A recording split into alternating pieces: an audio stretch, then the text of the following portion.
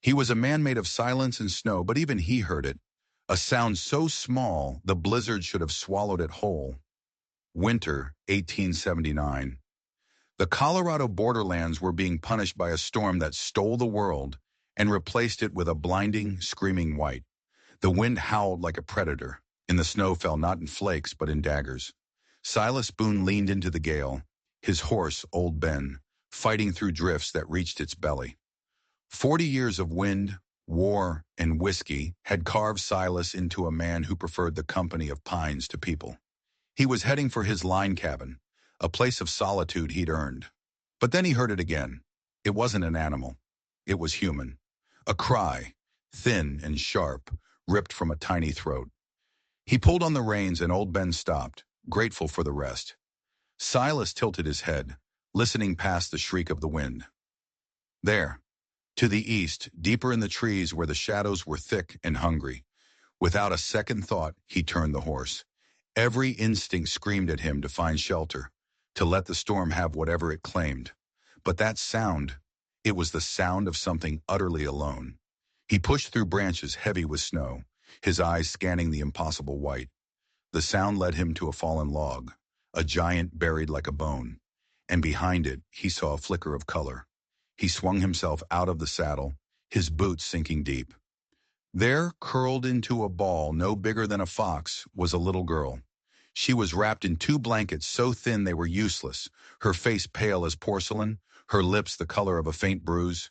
She was shaking, a constant, violent tremor that seemed like it would tear her small body apart. Silas crouched down, his voice low and rough from disuse, trying not to spook her. "Where's your mama, little one?" Her eyes, wide and dark with a terror that was ancient, snapped open and locked onto his. Her teeth chattered so hard he could hear them click. A whisper escaped her blue lips, a plea that hit him harder than the wind. "Please," she stuttered, "don't let him find us." Not her, us. Silas's blood went cold. He wasn't just a rescuer. He was now part of a hunt. He pulled off his heavy wool cloak, the one thing standing between him and the deadly chill. "No one's going to find anyone," he said, his voice softer than he intended. He wrapped the cloak around her, and her tiny body was almost weightless in his arms. The moment the warmth hit her, a whimper broke from her chest, and she clutched his worn shirt with a grip that was shockingly strong. He lifted her into the saddle, her small frame swallowed by the leather and wool. "What's your name?" he asked, mounting behind her. Her voice was muffled against his chest, small and lost. "Emma." "All right, Emma," he rumbled, tucking the cloak tighter around her. "Let's get you out of this storm." He turned Old Ben toward his cabin, a place that had only ever known one soul. His hands, calloused and steady from a lifetime of hard work, never trembled. But as he held the shivering child, they came damn close.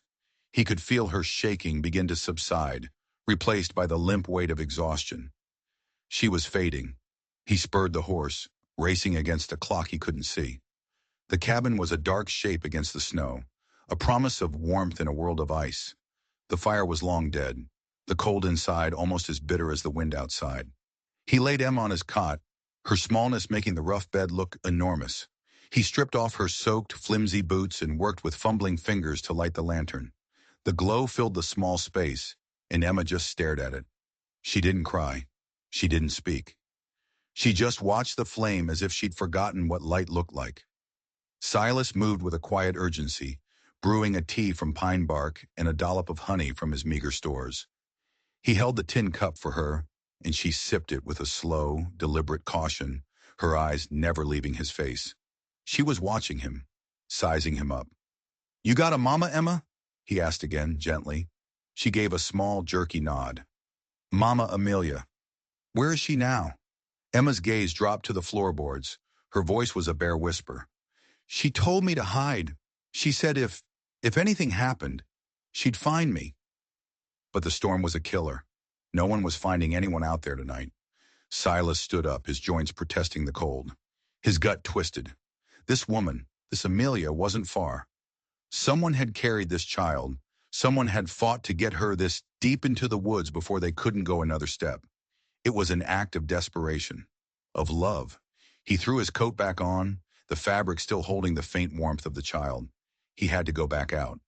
The trail was already vanishing under the fresh snow, but he could just make out the small, stumbling boot prints leading away from the log. They weaved through the trees, a path of pure exhaustion. He moved fast, his long legs eating up the distance, the cold biting at his exposed skin. He ignored the ache in his bones, the scream of his muscles. He just followed the ghost of a trail, and then he saw her. Sprawled near the edge of a rock outcropping, half buried by a fresh drift. A woman curled against the rough bark of a pine as if trying to draw warmth from the frozen wood. Her skin was flushed with a feverish cold, her lips cracked and blue. Her dress was torn at the shoulder, one arm bent at an angle that wasn't natural. He knelt beside her, his heart pounding in his chest. Her eyes fluttered open when he touched her shoulder. They were the same eyes as the child's, wide, dark, and full of fight. "Don't," she gasped, the word a puff of frosted air. "Please, I'm not here to hurt you," Silas said, his voice low and steady. "Your girl, Emma, she's safe. She's by a fire." At the mention of her daughter's name, the woman's entire body convulsed with a shudder of pure relief, and then she began to sob. They weren't loud, wild sobs. They were the quiet, broken sounds of a soul that had nothing left to give. Silas didn't speak. He didn't offer empty words of comfort. He simply lifted her, as he had the child. She was heavier but still felt fragile, like a bird with a broken wing. He carried her back through the storm, every step an agony of effort. The wind howled through the pines, and for a moment it sounded like it was bearing witness to something. Not an act of kindness, but the start of a war. Dawn came gray and slow, the light filtering through the frost-caked window of the cabin. The storm had finally broken, leaving behind a world wrapped in a profound, unnatural silence. Inside, the only sounds were the crackle of the fire and the soft, even breathing of two sleepers. Amelia Rose lay on his cot, tucked under every blanket he owned. Her face was a canvas of bruises and cuts, but the feverish flush had receded. Her daughter, Emma, was curled against her side, a tiny, perfect shadow, her small hand clutching a piece of her mother's dress. She refused to be separated. Silas Boone stood by the hearth, watching them. Amelia Rose. The name echoed in his mind. He hadn't heard it from the child first. He'd heard it weeks ago, whispered in a saloon in Esville, a town he passed through for supplies. He'd heard it from merchants and lawmen, men who spat the name like it was poison. They painted a picture of a monster, a cold-blooded killer who shot her husband, Harold Shaw, in the chest after supper and fled into the wilderness with their child before the gallows could be built. A fugitive with a bounty on her head. But the woman on his cot, she wasn't a monster. The way her arms were curled around that little girl, even in sleep, was the fiercest, most protective thing he'd ever seen. Her body wasn't the body of a killer. It was the body of a survivor. Every bruise, every cut told a story, and it wasn't the one the men in Esville were telling. He moved to the small table, sat down and waited. He was a patient man. He could outwait a storm, a stubborn mule, or a guilty conscience. An hour passed, then two. Finally, Amelia stirred. She woke with a sharp gasp, her fingers clutching the blanket, her eyes darting around the unfamiliar cabin in a panic. Then her gaze found Emma, and every tense line in her body softened. Only then did she look up and see him. She froze. "You stayed," she whispered, her voice a dry rasp. Silas nodded once. "You needed doctoring. Emma needed a fire." She tried to sit up, but a sharp intake of breath and a wince of pain stopped her. "You've got at least one cracked rib," he said, his tone flat, "and you near froze to death. Lucky you didn't lose a foot." Amelia swallowed hard, her eyes avoiding his. "You should have left me." He raised a single thick eyebrow. "Not in my nature to leave folks to die, not even fugitives with stories that don't quite add up." Her jaw tightened, and she finally met his gaze. The fire was back in her eyes. "What have you heard?" "Enough to know your name is Amelia Shaw. Enough to know the folks back in Esville say you murdered your husband." A sound, half sob, half laugh, escaped her lips. It was brittle and raw. "They never asked why," she said, her voice breaking. They never asked what he did to me, to us. They just saw him on the floor and me holding a pistol and decided I was guilty. Silas said nothing. He simply reached for the tin cup on the table and poured her some of the warm pine tea. Her hands trembled as she took it. He used to beat me, she whispered, staring into the steam as if the memories were swirling there. Mostly where the clothes would cover it. He'd drink, get that look in his eye, and he'd turn mean. The night it happened, he came for Emma. I thought he was going to kill her. She was screaming, and I just grabbed the pistol from the mantel. I didn't even mean to shoot. I just wanted him to stop. She took a shaky sip of the tea. There wasn't going to be a trial. His brother Elias Whitmore is the sheriff. They were going to hang me by morning. They called it justice. I had to run. Silas leaned back in his chair, his face shadowed. You picked the roughest country imaginable to run through. It was either the wilderness or let Emma watch them put a rope around my neck, she said, her eyes flashing. She's all I have. The silence in the cabin deepened, thick with unspoken truths. Outside, the world was still. Inside, a storm was just beginning. Amelia lay back down, the fight draining out of her, replaced by a bone-deep exhaustion. I'll leave as soon as I can walk, she murmured, her eyes closing. I know what it costs a man to harbor a fugitive. Silas didn't answer. He just kept watching the flames, his expression unreadable. But he wasn't thinking about the law. He was thinking about the name she'd mentioned. Elias Whitmore. A name he knew. A name he had his own reasons to hate.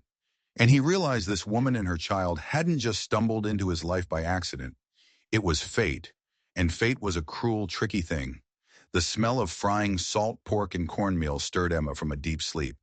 She blinked, her small face confused by the unfamiliar log walls, until she saw her mother sleeping peacefully on the cot. A wave of relief washed over her. Then her eyes landed on the big, quiet man by the stove. He had a spoon in his hand and was humming a low, tuneless song under his breath. She slid off the cot, her bare feet silent on the cold wood floor. She tiptoed over to him and gave a small tug on the hem of his coat. Silas looked down. Emma's eyes were wide and serious, holding a weight no child should carry. Please marry my mama, mister, she whispered, the words tumbling out in a rush. She's all I have now. Silas froze, the spoon hovering over the skillet. The simple, impossible request hung in the air. He looked from the earnest little face to the sleeping woman on the cot. He saw the dark bruises on her mother's cheek, the split lip, the exhaustion that clung to her even in sleep. He saw the fierce, desperate love that had driven her into a blizzard to save this child. He knelt slowly, bringing himself down to Emma's level. He didn't answer her. He couldn't. Not yet. But in that moment, as he looked into her hopeful eyes, something inside the silent, solitary rancher shifted.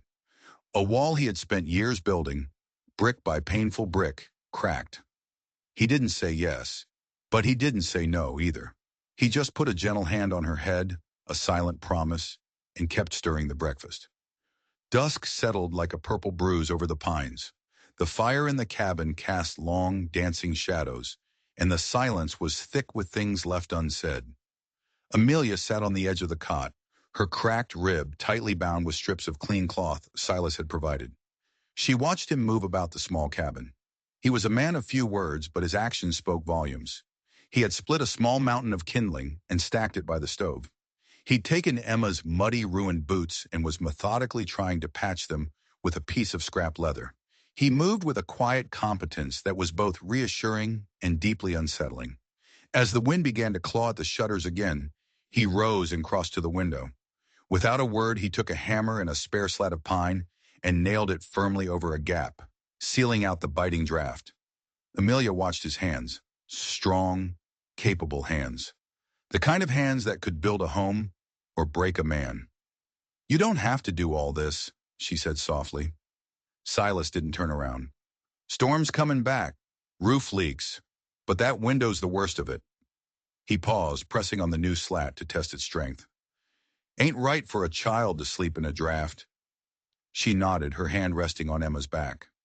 The little girl had fallen asleep soon after their small supper, wrapped in one of his blankets, looking safer than Amelia had seen her in months. Did you? Did you ever have children? Amelia asked, the question slipping out before she could stop it. Silas set the hammer down. He leaned his shoulder against the wall, his broad frame seeming to hold up the whole cabin. No wife, he said, shaking his head. Never came close. A beat of silence. Then why are you helping us? She pressed, her voice barely a whisper. You don't owe us a thing. You're risking everything. He finally turned to face her. His eyes were clear, steady, but she could see a storm in their depths that rivaled the one brewing outside. You remind me of someone, he said, his voice low and gravelly. My sister. Amelia blinked, surprised. She was kind, he went on, his gaze drifting to the fire. Married young. Her husband. He had a mean streak. Folks in town, they whispered, said she must have done something to deserve it. That's how they talk back in Kansas. Amelia's lips parted, but no words came out. The story was too familiar. Silas's jaw worked, a muscle ticking. She died. The doctor called it a fever, but we all knew. She was carrying her second child. He stopped, the silence in the room suddenly heavy, suffocating.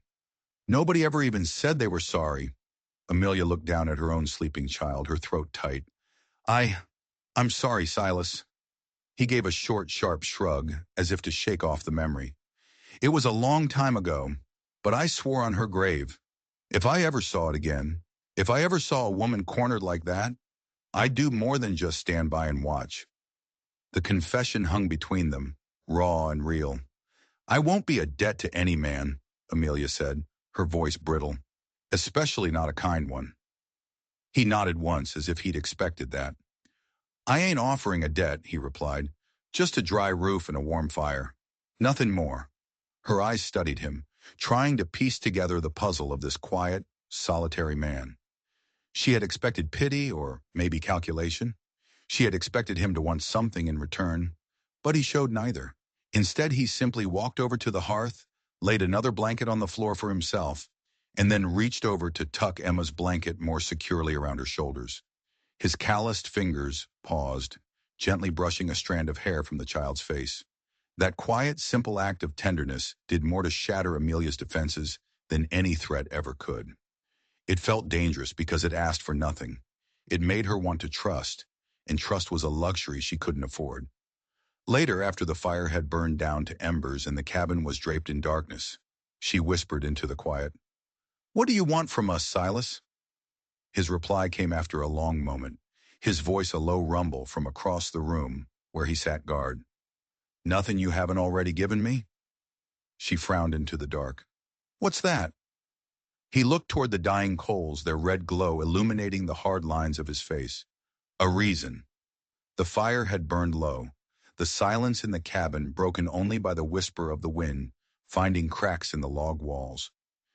Emma was asleep by the hearth, a picture of innocence in a world that was anything but. Amelia sat at the table, her hands wrapped around a cold tin cup. She knew she had to tell him, not just the part about the shooting, but all of it, the whole ugly truth.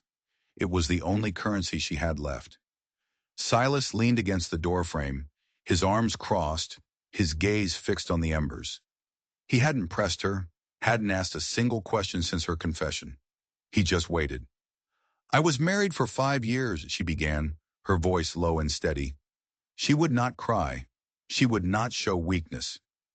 His name was Harold Shaw. His family owns half of Esville, the feed store, the bank, everything.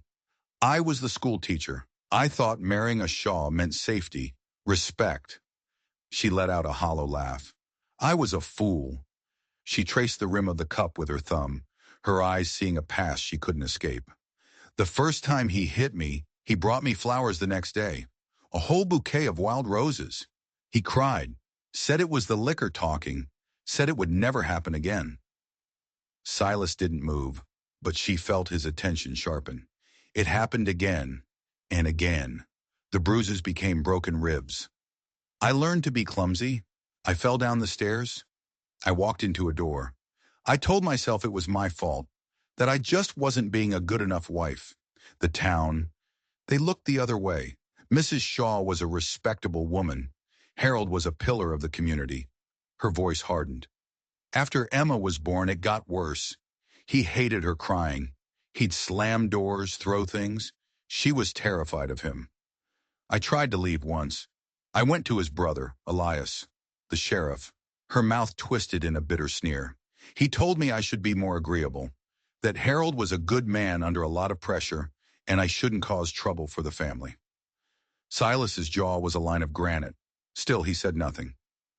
The night he died, she continued, her voice dropping to a whisper, he wasn't just drunk. He was something else. He had this look in his eyes, like all the lights were out. He came at me, and for the first time, Emma didn't run and hide. She stood right in front of me, this tiny little thing, trying to protect her mama. He raised his hand to her. Amelia's breath hitched. I saw red. I shoved him, and he shoved me back. I hit my head on the hearth. When I came to, he was standing over Emma. I grabbed the first thing I could find. It was the fire poker. She paused, her gaze fixed on the fireplace in Silas's cabin, seeing another one. I didn't mean to kill him. I truly didn't. I just wanted him to stop, to get away from my daughter. He stumbled back and fell on it. It was a freak accident. But Elias wasn't going to listen. They would have called it murder. His family owned the judge, the jury, everyone. They weren't going to let a school teacher tarnish the Shaw name. So I ran. She finally looked up at him, her eyes pleading for him to understand. I've been running ever since. She expected him to say something, to judge her, to tell her to leave.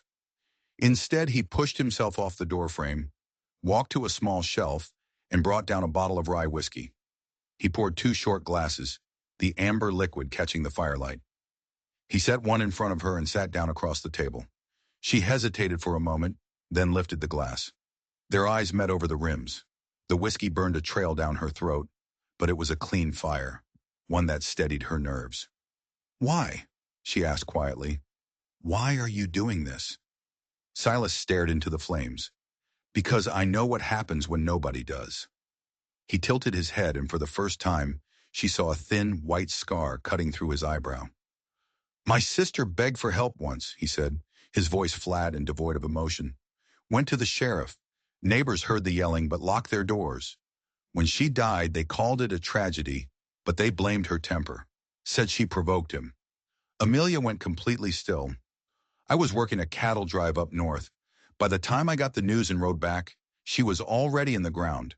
The man who did it, her husband, he walked free. The law protected him. A beat of silence stretched, thick and heavy. I swore on her grave, he said, his voice as steady and hard as stone, that if I ever saw someone else in that same dark place, I wouldn't stay quiet. I wouldn't turn away. He finally looked at her, and there was no pity in his eyes. There was no judgment. There was only a grim, terrible recognition. I don't care what their law says, Amelia. Sometimes the law is just a fence built to keep the wolves safe. But I know what's right. And just like that, the world shifted. He wasn't just a kind stranger. He was an ally, an accomplice. In the tiny cabin, with the wind howling its lonely song, Amelia Rose Shaw, the fugitive, the killer, the mother, finally allowed herself to stop running. She didn't know it yet, but she hadn't found a hiding place. She'd found a fortress, and its walls were about to be tested. The hoofbeats came with the dawn. Silas heard them first, not the sound of a weary traveler or a lost hunter. This was the sound of riders with a purpose. 3 of them, moving fast and steady. He stepped outside, his boots crunching on the frozen snow. The air was so cold it hurt to breathe, but it wasn't the chill that made his spine go rigid. It was the cold, hard certainty of who was coming. Bounty men. Inside the cabin, Amelia was awake.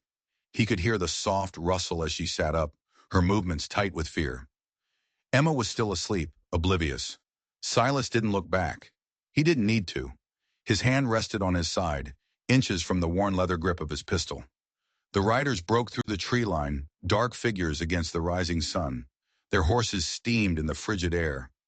The man in the lead wore a wide-brimmed hat that was too clean for this part of the country. The man to his right chewed tobacco with a lazy disinterest that bespoke a casual relationship with violence. The third man held his reins with a gloved precision. his eyes scanning the cabin, the woodpile, the lone figure on the porch. He held a piece of paper in his hand. A warrant. The leader pulled his horse to a halt a dozen feet from the porch. "Mornin'," he said, his voice slick and polished. "It didn't belong here. Sorry to trouble you. Name's Clay. We're looking for someone." Silas stood like a statue carved from the mountain itself. "You found me." A thin smile touched Clay's lips, but it didn't reach his eyes. "We ain't after you, friend. We have reason to believe a woman by the name of Amelia Shaw passed through these parts. Little thing, brown hair, got a child with her." He unfolded the paper. "Fugitive from justice, murdered her husband back in Esville. There's a $500 bounty, dead or alive." Behind him, the tobacco chewer spit a brown stream into the pristine snow. "500 for a school marm. Must have been some important fella she shot." Silas took one slow step forward, just enough to make his shadow fall across the porch steps. "She ain't running anymore." The riders exchanged a look. Clay's head tilted. "Is that a fact?" Silas nodded. "She's under my protection now." The third man's eyes narrowed. "Yours?" A long, tense pause hung in the freezing air. The world seemed to hold its breath. Then Silas reached into his coat. It wasn't a fast move. It wasn't a threatening one. It was slow, deliberate. The bounty men's hands twitched toward their guns. Silas ignored them. He pulled out a folded piece of parchment. The ink was dark and official looking. He held it up. "What in the hell is that?" Clay asked, his eyes squinting. "Marriage license," Silas said, his voice flat and even. "Signed and witnessed. Dated yesterday." He let the words settle in the cold air before delivering the final blow. "Her name ain't Shaw anymore. It's Boone. Mrs. Amelia Boone. My wife." The man with the tobacco spit again, this time in disbelief. "That's supposed to mean something to us?" "It means your warrant for Amelia Shaw is void," Silas said, his voice dropping, taking on a hard edge. "It means this is my property, and my wife is on it. You want to take her, you'll need a new warrant, and you'll need to serve it to me." Clay's jaw ticked. The friendly mask was gone, replaced by cold fury. "You willing to die for a killer, Boone?" Silas's gaze was unwavering. "I've known men who deserved killing. I've also known good women who were pushed too far." His eyes flickered toward the cabin door, where he could see a shadow moving. "This one, she's my wife. You want her? You'll have to come through me." For a heartbeat, nothing happened. The air was sharp as a razor's edge. The bounty men shifted in their saddles, their hands hovering over their holsters. The tension coiled, ready to snap. Silas didn't reach for his gun. He just stood there, an unmovable object, a man who had drawn a line in the snow and dared them to cross it. The cabin door creaked open. Amelia stood there, her face pale, her eyes wide with a mixture of terror and disbelief. She was clutching the doorframe as if it were the only thing holding her up. Clay's eyes darted past Silas to the woman in the doorway. He saw the mother. He saw the child now peeking out from behind her skirts. He saw the whole impossible picture. He let out a string of curses under his breath, then crumpled the wanted poster in his gloved hand and shoved it into his coat. "This ain't over," he snarled, his voice a low promise of violence. "You just bought yourself some time, Boone. That's all." "Time's enough," Silas said quietly. The riders turned their horses, their movements angry and sharp. They rode out the same way they came, leaving behind only churned snow and a silence so thick it felt like it had weight. Only then did Silas let out a breath he didn't realize he'd been holding. He turned. Amelia was still standing there, barefoot on the cold planks. You lied for me," she whispered, her voice trembling. "No," Silas said, his expression serious. "I told them the truth." He held up the parchment still in his hand. She stared at it. "That's not real." He met her gaze, and for the first time, she saw something in his eyes beyond duty or pity. It was something deeper, something fiercely protective. "It could be," he said softly, "if you want it to be." The morning sun had barely touched the frost on the window pane when Amelia found the letter. It was on the corner of Silas's small workbench, tucked beneath a tin cup. The envelope was unsealed. The address was written in a firm, clear hand. Mr. Granger McKee, attorney at law, Sville. Her blood ran cold. Her hands shook as she pulled out the single sheet of paper inside. The ink was still fresh. She read the first line and her breath caught in her throat. Silas had written a full account. Not just of the night Harold died, but of everything she had told him in the firelight. He described the bruises he'd found on her when he carried her from the storm. He detailed the old faded scars on her back that he'd noticed while tending her wounds. He wrote about the fear in her eyes, the desperation that had driven her into a blizzard. He included every quiet, broken word she had whispered, thinking she was only speaking to the shadows. He had laid her entire life bare on that single page, and at the bottom, in a signature as solid as the man himself, was his name, Silas Boone. She stormed outside, the letter clutched in her fist. He was splitting firewood, his sleeves rolled up to his elbows despite the biting cold. Steam rose from his shoulders as the axe fell in a steady, powerful rhythm. Each swing was precise, controlled. He was a man who wasted no energy, no motion. "You sent it," she said, her voice tight with a terrifying mix of anger and fear. It wasn't a question. He finished the swing, splitting a log perfectly in two. He didn't look up. "Sent a copy with a writer this morning. Headed for Sville." "Without asking me?" She held up the letter as if it were a snake. This could bring them all down on us. You could be charged as an accomplice. You could lose everything." He finally set the axe down and turned to face her. "Maybe it's my burden now, too." "Why?" she demanded, her voice cracking. "Why would you risk your name, your freedom, for someone like me?" Silas wiped his hands on a rag tucked into his belt. He looked at her, and his gaze was so direct, so honest, it felt like it could see right through her. "Because you're not someone like you. You're Amelia." Her mouth opened, but no words came out. What could she say to that? Behind them, the cabin door creaked open. Emma stepped into the pale morning light, wrapped in a blanket that dragged on the ground behind her. Her hair was a wild tangle from sleep, her cheeks flushed. She rubbed her eyes, then walked straight to Silas. She didn't go to her mother. She went to him. She pressed her small hand into his large, calloused one. She looked up at Amelia, her expression solemn. "He's the only one who ever made Mama smile again," she said, her voice clear and certain. Amelia went still. The words of a child, simple and true, cut through all her fear and doubt. Silas looked down at Emma, and his weathered face softened. "You cold, Button?" Emma nodded. He scooped her up in one arm, wrapping his own coat around her small shoulders, before turning and gently passing her to Amelia.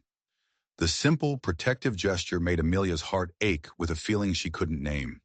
The three of them stood there in the cold morning air, a strange, accidental family bound by a storm and a secret. Amelia swallowed hard, looking at the man who had just gambled his entire life for her. Her voice was quiet, stripped of all its earlier anger. "Would you do it? For real?" Silas's brow furrowed slightly. "Do what?" She took a deep breath, the cold air burning her lungs. "Marry me, not for show, not to fool bounty hunters, but for her." She nodded toward the child in her arms. "So she has a name, a father, a protector." Silas stared at her for a long, silent moment. The only sound was the wind whispering through the high pines. Then he stepped forward, closing the small space between them. He reached out and gently touched Emma's small hand where it rested on her mother's shoulder. His voice was soft, but it carried the weight of an oath. "Not just for her," he said, "for all three of us." Tears sprang to Amelia's eyes, hot and unbidden. "You don't even know what you're promising." "I know this," he said, his voice steady as bedrock. "That little girl looks at me like I hung the moon. And you look at me like you're waiting for me to vanish." He touched her arm, a fleeting, gentle contact. "But I'm still here. I'm not offering you a rescue, Amelia. I'm offering you a life. It'll be hard, it'll be quiet, but it will be ours, if you want it." Amelia couldn't speak.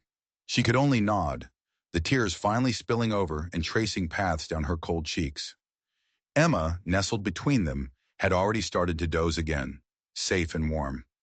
Silas reached into his coat pocket and pulled out the same folded square of parchment he had shown the bounty hunters. The marriage license. But now she could see another line had been added at the bottom, written in the same strong, deliberate hand as the letter. Awaiting consent of the bride. He held it out to her, a promise on paper. She looked from the license to the man holding it, and then at the child in her arms. And for the first time in what felt like a lifetime, Amelia Rose smiled.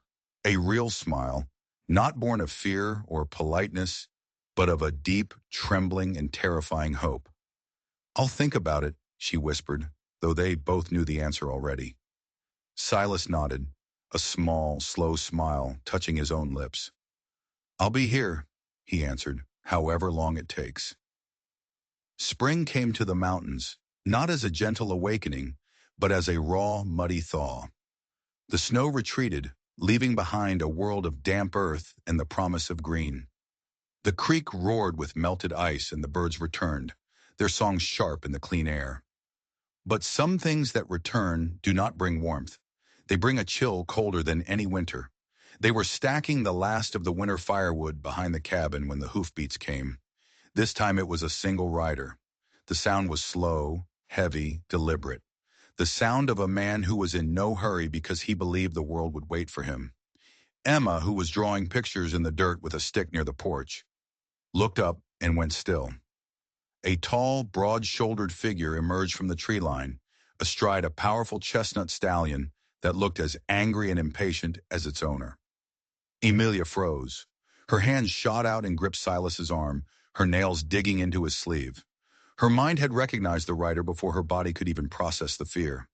"I know that horse," she whispered, her voice devoid of all life. The rider pulled his reins just at the edge of the clearing, letting the silence stretch, using it as a weapon. He dismounted with a practiced, arrogant ease. His hat was pulled low, shadowing a face that was a harder, crueler version of her dead husband's. The family resemblance hit Amelia like a physical blow. "Elias," she breathed.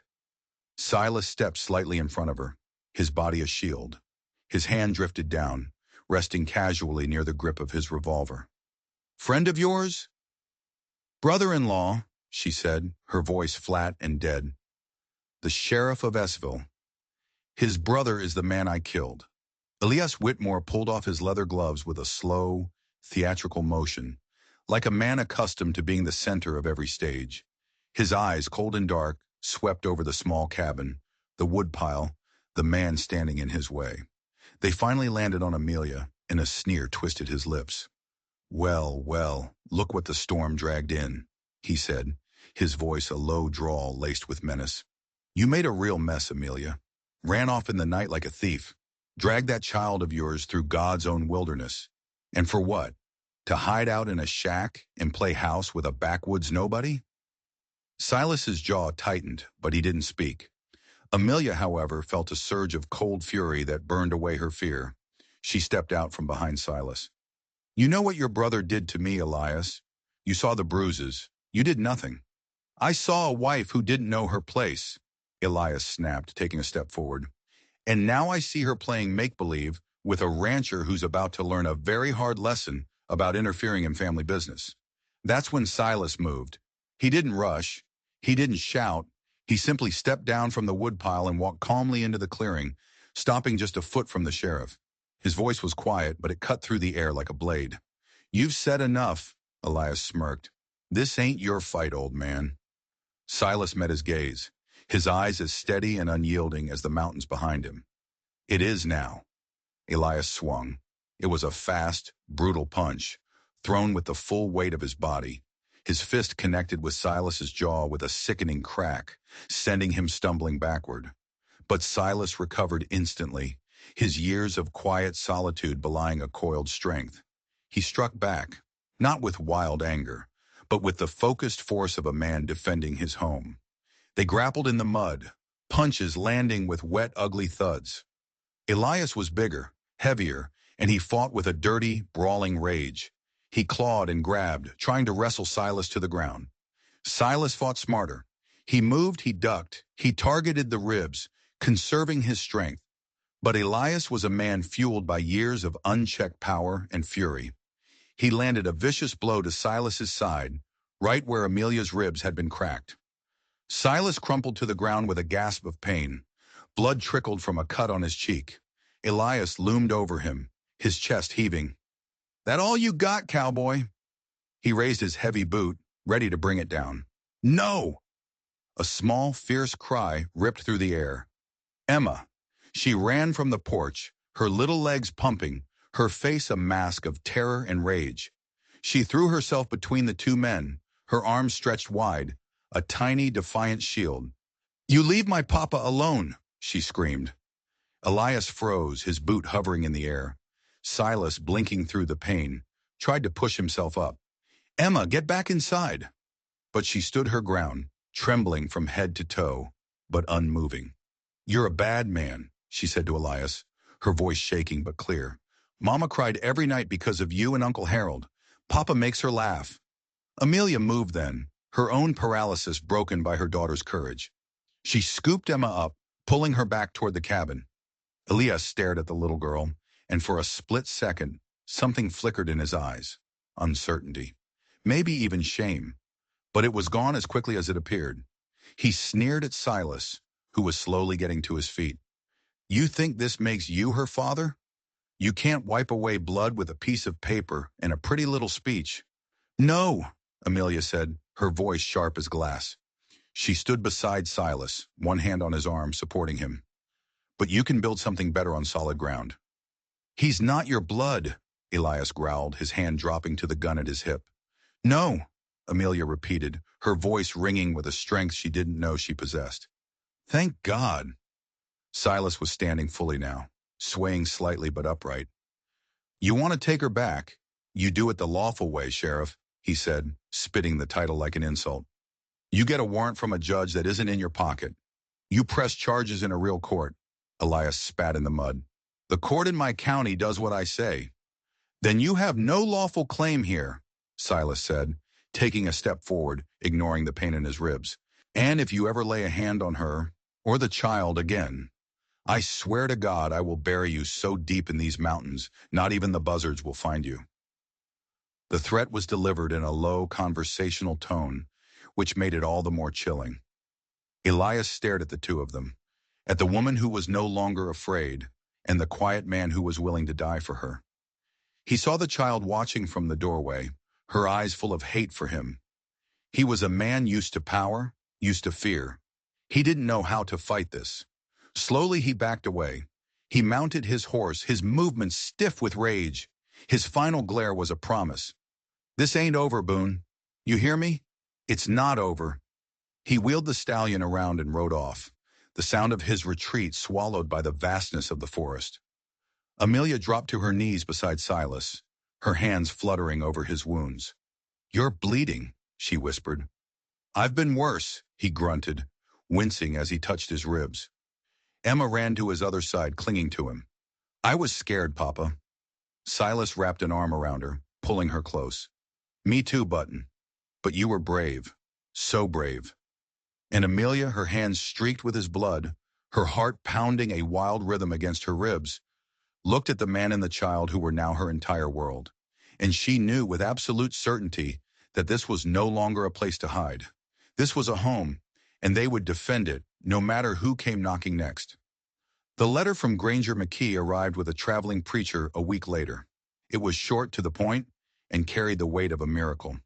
The lawyer, an old rival of the Whitmore family, had taken Silas's testimony and used it to force an inquest with a circuit judge from another county.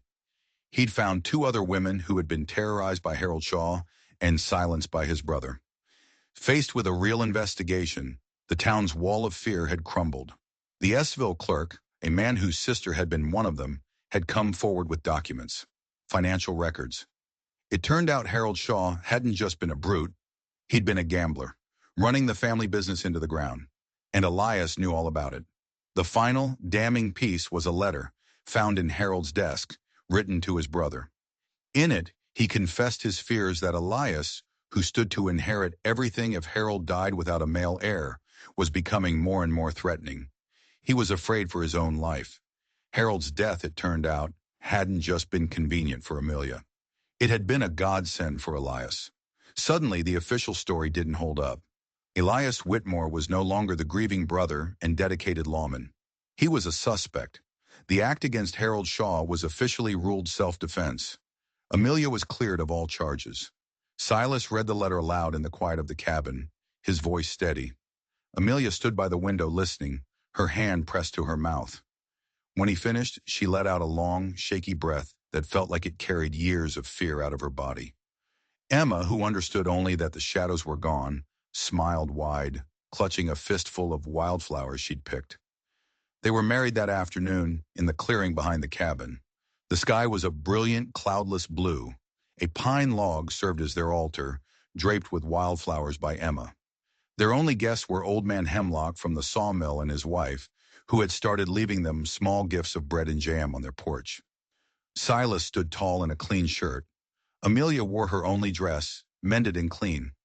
As the golden afternoon light slanted through the trees, Silas Boone and Amelia Rose made their vows. Simple words, spoken from the heart, promising nothing more than to stand by each other, always. When it was done, Emma, their sole bridesmaid, stepped forward and solemnly kissed her mother's cheek. Then she reached up and took Silas's hand. "Papa," she whispered, the word full of a happy finality. Silas knelt and gathered both his girls into his arms, holding them tight as the wind rustled the pines above them. That evening, as twilight settled, Silas took a chisel and a plank of cedar. He climbed a small ladder and began to carve, carefully and deliberately, into the heavy beam above their cabin door. Amelia and Emma came out to watch, the scent of wood shavings filling the air. He was etching a name into the heart of their home. Not his name, not hers. The Boone family, Estir 1879. Each letter was a testament to pain, healing, and hope. When he finished, he stepped down, brushing the sawdust from his sleeves. "Names on timber," he said softly, looking at Amelia, "so no storm can ever wash us away." Emma reached up, her small fingers tracing the deep grooves of the letters. Her voice was small and wavering with emotion. "You're my real papa now, right? Forever?" Silas knelt again, cupping her face in his big, gentle hands. "Been waiting to be, little one. Always." She giggled and threw her arms around his neck, hugging him with all her might. Later that night, long after Emma was asleep, the cabin was quiet and warm. Amelia opened the worn journal she'd carried with her on her flight, its pages filled with frantic, fearful entries. She turned to a fresh page. The firelight flickered, casting a soft glow. "I ran from death," she wrote, her pen scratching in the silence. "But I found life in a quiet man who speaks in actions, and loves loud enough for three souls to hear." She closed the journal and placed it on the mantel, beside a small jar holding Emma's now pressed wildflowers. Silas was sitting on the hearth, staring into the flames. She came and sat beside him, resting her head on his shoulder. He put his arm around her, and they sat in a comfortable silence, their breaths mingling in the warmth. Outside, the pines whispered their ancient songs, but inside, love held fast. Their roots had finally, against all odds, taken hold. If this story of a love born in a blizzard and forged in defiance stirred something in your heart, if you believe in quiet strength, fierce motherhood, and the kind of second chances that change the world, then you're in the right place. The frontier wasn't just a place of hardship. It was a place where courage was currency and love was the ultimate reward. We tell stories like this every week, tales of love, loss, and redemption from the heart of the Wild West. If you never want to miss a story of a bond stronger than steel and more enduring than the mountains, then do yourself a favor. Click that subscribe button and ring the notification bell, because there's another story coming, and it's one you won't want to miss. We'll see you back on the trail.